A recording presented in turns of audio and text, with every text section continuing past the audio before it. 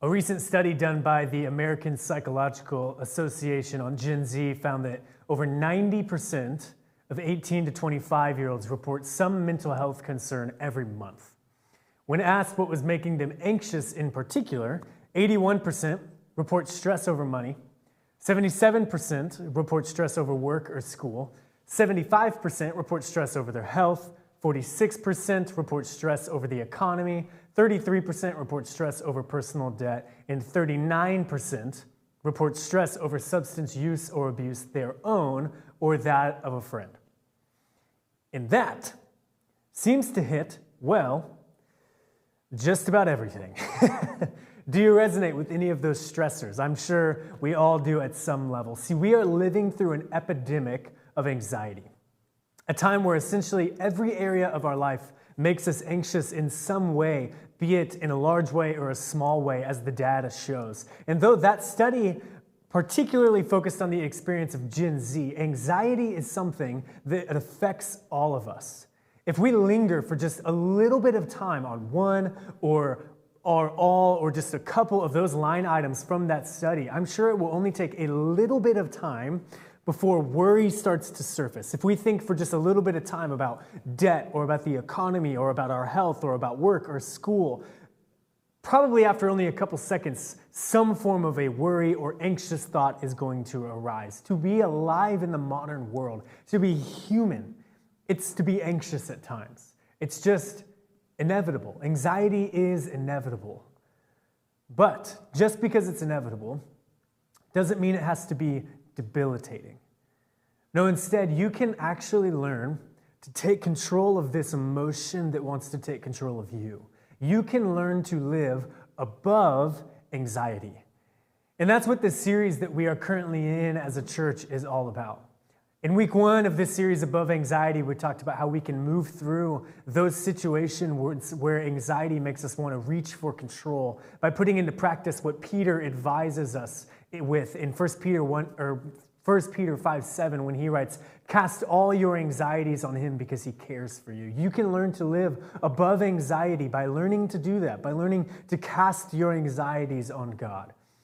In week 2, we talked about how to move through those moments where we feel stuck in our own mind as automatic negative thoughts just sort of swirl around us uncontrollably. We can learn to take control of those thoughts that live in our minds, those automatic negative thoughts. We can learn to take control and redirect them to God and cast even those thoughts on God and learn to live above anxiety that way. Those automatic thoughts don't have to just live uncontrollably in our mind. We can learn to live above them. And today, in week 3 of this series, we'll be talking about how we can move through those moments where anxiety exists externally, where anxiety exists between you and somebody else, between me and somebody else. You can learn to live above external anxiety.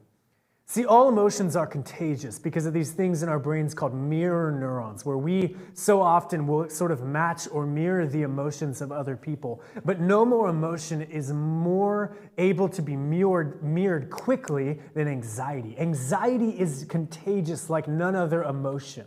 We catch anxiety like we catch a cold. I'm sure we've all had like one of these two experiences. The first being catching the contagion of anxiety when we're sort of in a room with someone who is afraid of something. And before you know it, you start to like catch what they're afraid of, and you start to be afraid of what they are afraid of. Like someone says during a particularly windy day at the office, "Man, do you ever worry about like the wind just blowing in so hard that it like blows over this building?" And that thought now gets stuck in your brain. And every creak of the building that you hear has you wanting to pack your bags and head home for the day because you're anxious about the building blowing over now. Or someone says, "I can't stop worrying about what my kids are doing when they are out with their friends late into the night. I hope it's not something bad." And then you start to now worry about that exact thought too. You catch their anxiety. Their anxiety becomes your anxiety. It's contagious for you. Or for others, you may have a different experience that's at another end of the spectrum, but that is also a reaction to anxiety. When someone says that they're afraid, what they're afraid of to you, you may have this moment where instead of you catching their anxiety, you feel anxiety start to rise in you. But But instead of feeling what that person is feeling, you sort of siphon off the emotion, and maybe you cut the person off. But just walking away from them, or maybe belittling their fear, or maybe you just numb out and disassociate from what they just said. You just live in this state of hyper denial. Like that, you say something like, that's just such a dumb thing to be afraid of. You siphon off the anxiety that you start to feel and cut the person off. And what do these have in common? What do these both have in common with each other? These two responses. Well, both are unhelpful reactions to external anxiety, to the anxiety that is contagious and exists between you and somebody else. The author and pastor Steve Cuss, taking a cue from family systems theory and Murray Bowen, names these two responses to external anxiety as enmeshment on the one hand, and that's the first thing we talked about, and detachment on the other hand. In both of those responses, even though detachment may not feel like it, are reactions to catching someone else's anxiety. And both end up doing harm. And both are negative reactions to anxiety and enable us not to live above anxiety, but instead are reactions when anxiety starts to take control of us. Enmeshment, at one end, it makes us absorb anxiety that is not ours to hold. We over-identify with someone else's anxiety, and their anxiety becomes our anxiety. In detachment at the other end, it's about not being able to hold someone's anxiety, and it makes us cold to somebody else's fears. It leads us to cutting somebody off, and neither are good, and both end up harming us in the long run and harming another person in the long run. And each of us likely leans toward one of these when it comes to facing external anxiety. They're both giving in to someone's anxiety. They both are not living above anxiety, and we all probably lean toward one or the other. So let's talk through each one so we can identify which one of these, enmeshment or detachment, that we lean toward, and how after identifying, we can move through them and live in sort of this third option in between them, which we'll talk about in just a little bit. So let's talk about each of these different options and reactions to external anxiety. Number one, enmeshment. When some of us encounter external anxiety, we enmesh with the person feeling anxiety. The author, Mandy Smith, she gives a helpful image to understand these different concepts of anxiety. She says, imagine you have 12 eggs. And for enmeshment, imagine it's like you take these 12 eggs, you break them into a bowl, shell and all, and you just beat them together until they are mixed so well that they no longer have any sort of separate identity. You can't tell where one egg is and where the other egg used to be. They all are just mixed together, enmeshed together. That is what enmeshment is like. Here's what it looks like in the form of a Venn diagram. See, when we are enmeshed, we are absorbing someone else's anxiety or other emotion into ourselves and losing our own emotional experience, our own individualism, our own self in the process of someone else's anxiety. I'm sure we've all heard phrases like, when mama ain't happy, ain't nobody happy. That is actually a form of enmeshment. We're merging with what mama feels in such a way that when she is not happy, I am not happy. If you don't relate to that, maybe you relate to that experience where you are with others in a room having fun, and then that one person walks in, and their mood infects everybody. Like it sends, their presence in the room sends like a ripple effect to everybody else. And everybody knows like, oh, we're not allowed to be happy while that person is unhappy. Or we're not allowed to have fun while that person is in the room. That is enmeshment. It's losing yourself in the emotional process going on around you. Losing yourself in anxiety or in someone else's emotion and over-identifying with it. We see enmeshment all throughout Scripture. And we see how it causes all sorts of problems, especially when enmeshment is caused by anxiety. The example that I always think about is from the book of Exodus in chapter 32. In this story, Moses, he had just gone up to Mount Sinai to receive the law from God. And when he started to take too long up there receiving the law from God, the Israelites who are camping out down at the base of the mountain, they start to get anxious about when Moses is going to come back. They start to worry, why is it taking him so long? What is he doing up there? Like, is he ever going to come back down? And they go up to this other character named Aaron, who Moses left in charge. And they say to Aaron, come, make us gods who will go before us. Moses is taking too long up there trying to receive something from this God who led us out of Egypt. Like, Aaron, come and make us new gods who will go before us. And it continues on. As for this fellow Moses, they say, who brought us up out of Egypt, we don't know what has happened to him. They start to be worried, you see in this text, about what's going on with Moses. And they take this anxiety to Aaron. And Aaron enmeshes with them. Verse 2, Aaron answered them, take off the gold earrings that your wives, your sons, and your daughters are wearing, and bring them to me. So all the people took off their earrings and brought them to Aaron. He took what they handed him, and he made it into an idol cast in the shape of a calf, fashioning it with a tool. So what's happening here is the Israelite people, this crowd of people, their anxiety becomes contagious. Where is Moses? When is he going to come down? That anxiety becomes contagious. And it spreads to the whole nation down there at the base of the mountain. And out of their anxiety, they go to Aaron and they say, hey, Aaron, fix this. Do something about this. We're anxious. We're worried. We don't know what to do. And instead of responding to their anxiety sort of proactively, encouraging them, hey, continue to wait for Moses, trust in God, Aaron enmeshes with their anxiety and he reacts to them. He gives in to their anxiety. He becomes anxious too. And so he says, I've got to make this people feel better. I've got to soothe their anxiety somehow. And he says, yeah, let's make a golden calf down here at the base of the mountain because I don't know when Moses is going to come back. He doesn't want the people to be upset or worried or unhappy, so he reacts in order to please them. He enmeshes with them. And there are dire consequences because of this. He over-identifies with their anxiety.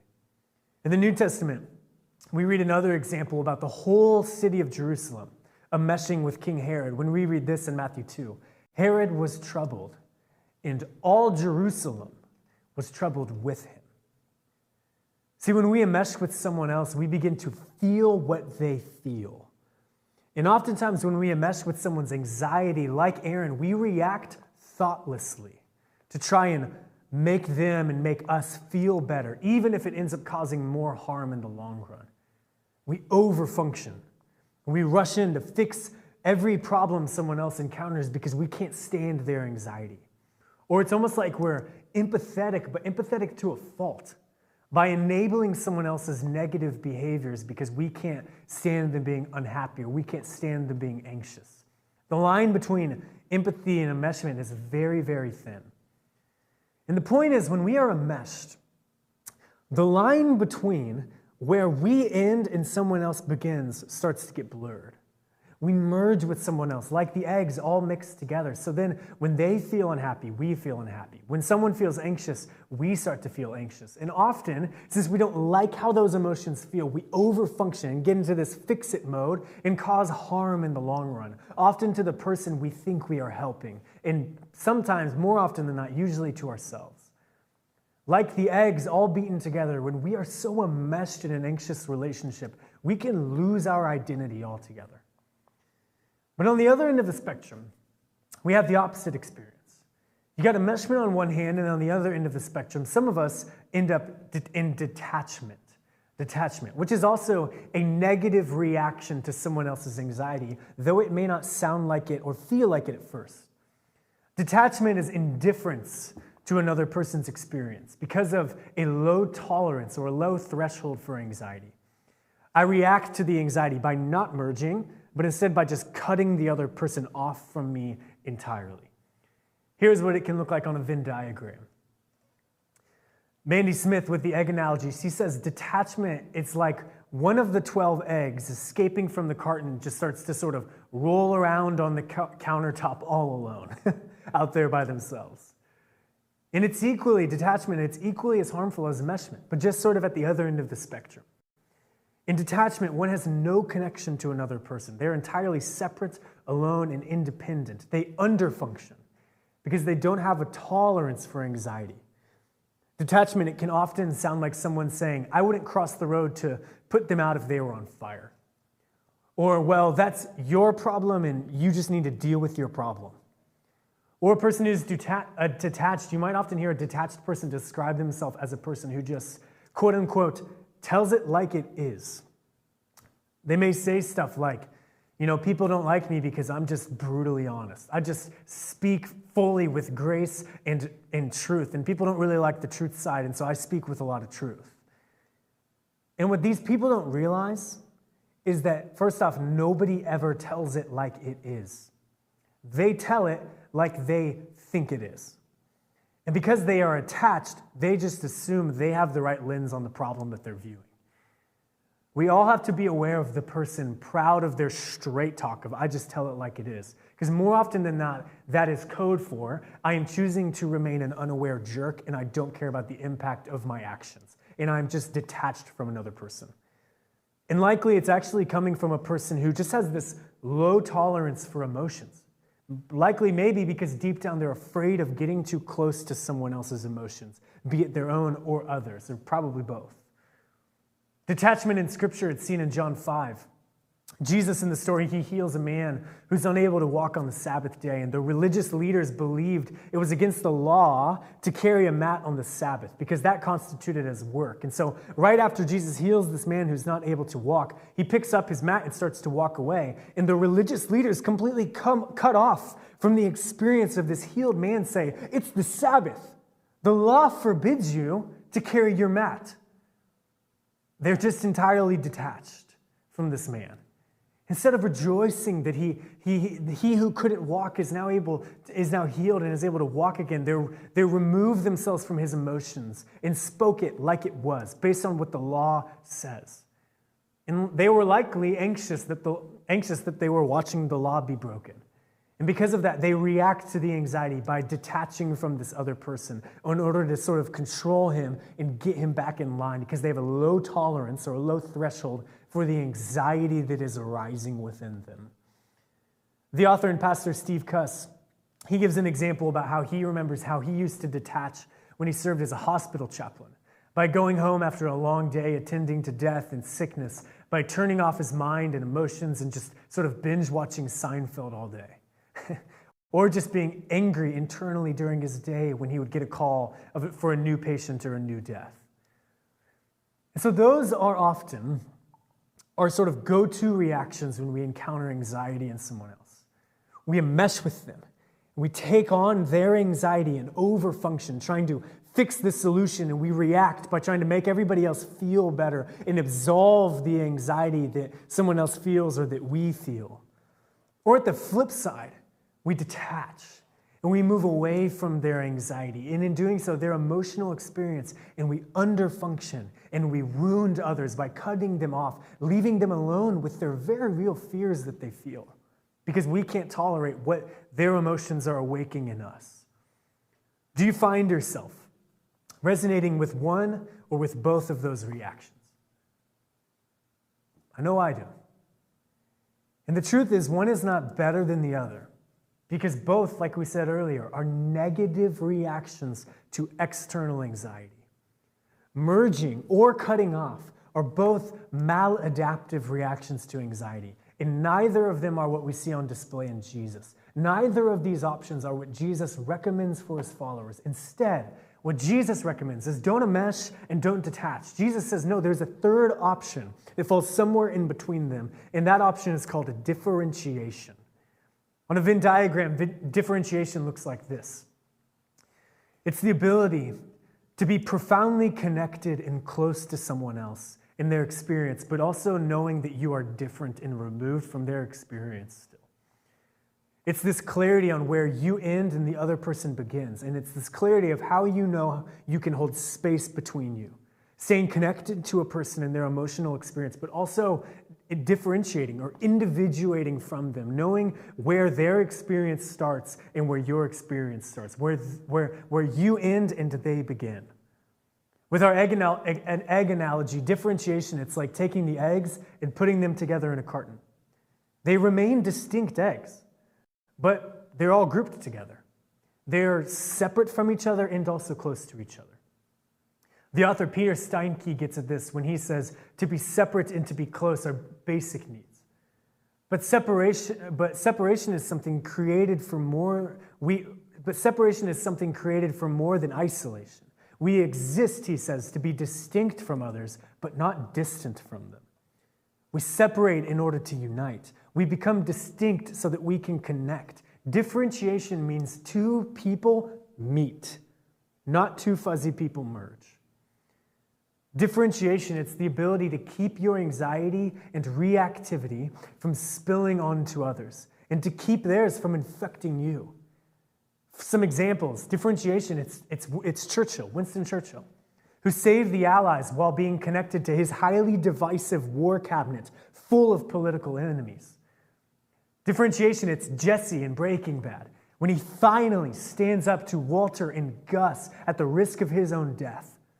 It's the journalist Marty Barron leading an anxious room of Catholics and ex-Catholics at the Boston Globe. It's Queen Elizabeth in her first year as queen, leading condescending men who should know, quote-unquote, better.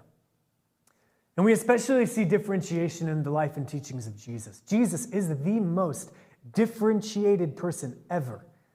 My favorite instance we see in the Gospels of this is when Jesus feeds the 5,000 in Matthew 14. Because it shows such a great alternative to Aaron's enmeshment, reacting to the crowd in the Old Testament.